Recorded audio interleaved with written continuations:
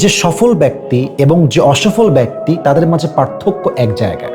অসফল ব্যক্তি বছরের পরে বছর পার হয়ে যায়, তার মিস্টেক কোথায় হচ্ছে, কি ভুল করছে, কোন স্টেপে ভুল হচ্ছে সে কেয়ার করে না, পরোয়া করে না, বিধায় তার বয়স বৃদ্ধতে পৌঁছায় গেলেও সে সফল হতে পারে না। আর যে সফল ব্যক্তি সে অলওয়েজ ভাবে what is the mistake, what is the fault, আমার ভুল কোথায়, মিস্টেক কোথায়, এটাকে আমার আগে জাস্টিফাই করতে হবে এবং যেই ভুলের জন্য আজকে আমার গ্রোথটা হচ্ছে না, next time I will never repeat the same mistake again in my life. যে ভুলটা করেছি আমি, নেক্সট মান্থে, নেক্সট ইয়ারে, নেক্সট স্টেপে ওই ভুলটা আমি আর করব না।